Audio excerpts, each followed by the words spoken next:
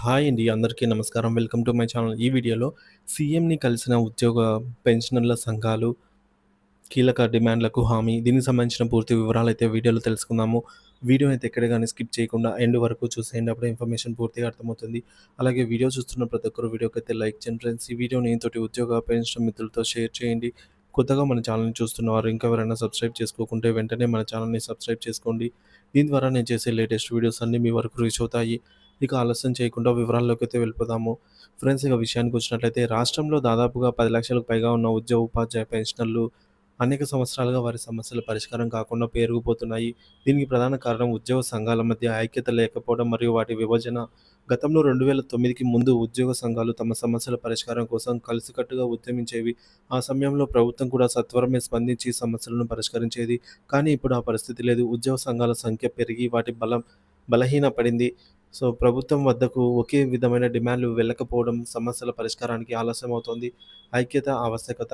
ఉద్యోగులు, ఉపాధ్యాయులు, పెన్షనర్ల సమస్యలు సత్వరమే పరిష్కారం కావాలంటే ఉద్యోగ సంఘాల మధ్య ఐక్యత తప్పనిసరి. దీనికోసం ఒక కొత్త నిర్మాణం అవసరము. ప్రతి ఉద్యోగ శాఖలోని సంఘాలన్నింటినీ కలిపి ఒకే జాయింట్ యాక్షన్ కమిటీ జేఏసీ ఏర్పాటు చేయాలి. ఆ విధంగా అన్ని శాఖల జాయింట్ యాక్షన్ కమిటీ చైర్మన్లు, జనరల్ సెక్రటరీలు కలిసి రాష్ట్ర స్థాయిలో జాయింట్ స్టాఫ్ కౌన్సిల్ జేఏసీని ఏర్పాటు చేయాలి. అప్పుడు ఈ కౌన్సిల్ అన్ని శాఖల ఉద్యోగుల సమస్యలను ప్రభుత్వం స్థాయిలో సమగ్రంగా అయితే ప్రతిపాదించగలదు. సమస్యల సత్వర పరిష్కారానికి ఇదే ఉత్తమమైన పద్ధతి. రాజకీయ ప్రభావం తగ్గించడం. ఉద్యోగ సంఘాల్లో రాజకీయ ప్రభావాన్ని తగ్గించి పూర్తిగా ఉద్యోగులు, ఉపాధ్యాయులు, పెన్షనర్ల హక్కుల కోసం మాత్రమే కృషి చేయాలి. రాజకీయ ప్రయోజనాల కోసం సంఘాలను ఉపయోగించడం వల్ల ఉద్యోగుల సమస్యలు పక్కన పడిపోతాయి. ఉద్యోగుల సంక్షేమం కోసం నిస్వార్థంగా పనిచేయడమే లక్ష్యంగా సంఘాలు ముందుకు సాగాలి. ప్రస్తుత డిమాండ్లు. ప్రస్తుతం రాష్ట్రంలోని ప్రభుత్వ ఉద్యోగులు అనేక సమస్యలను ఎదుర్కొంటున్నారు. వాటిలో కొన్ని ముఖ్యమైనవి డిమాండ్లు ఈ విధంగా అయితే ఉన్నాయి. ముఖ్యంగా వేతనాల బకాయిలు. ప్రభుత్వం వెంటనే ఉన్న పీఆర్సీ, డీఆర్ బకాయిలు చెల్లించాలి. కొత్త పీఆర్సీ ప్రకటనకు తక్షణమే సరిపడా మధ్యంతర భృతిని ప్రకటించాలి. హెల్త్ కార్డులు. హెల్త్ కార్డ్ వ్యవస్థలోని లోపాలను సరిచేయాలి. ఉద్యోగ పెన్షనర్లకు మెరుగైన వైద్య సేవలు అందేలాగా చూడాలి. పెన్షనర్ల వర్గీకరణ. పెన్షనర్ పెన్షనర్లను వర్గీకరించే నిర్ణయాన్ని వెనక్కి తీసుకునేలాగా కేంద్రంపై రాష్ట్ర ప్రభుత్వం ఒత్తిడి తీసుకురావాలి. ఉపాధ్యాయుల బదిలీలు, ప్రమోషన్లు. ఉపాధ్యాయుల బదిలీలు, ప్రమోషన్లలో పారదర్శకత ఉండేలాగా చూడాలి. ఎలాంటి అక్రమాలకు తావు లేకుండా నిబంధనలను ప్రకారంగా ప్రక్రియ పూర్తి చేయాలి. ఖాళీల భర్తీ. పాఠశాలల్లో, ఇతర ప్రభుత్వ శాఖల్లో ఖాళీలను వెంటనే భర్తీ చేయాలి.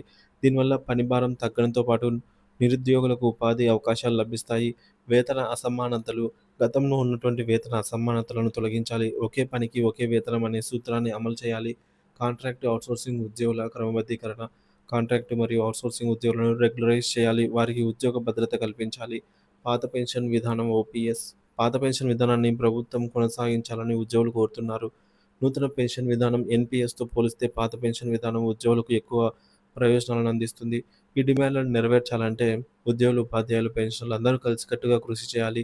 ఐక్యతతో కూడిన ఉద్యమం ద్వారా మాత్రమే తమ హక్కులను సాధించుకోగలరు. ప్రభుత్వం కూడా ఉద్యోగుల సమస్యలను సానుకూలంగా పరిశీలించి వాటికి సత్వరమే పరిష్కారం చూపించాల్సిన అవసరం అయితే ఉంది. లేకపోతే ప్రభుత్వ పాలనపై ప్రతికూల ప్రభావం పడుతుంది.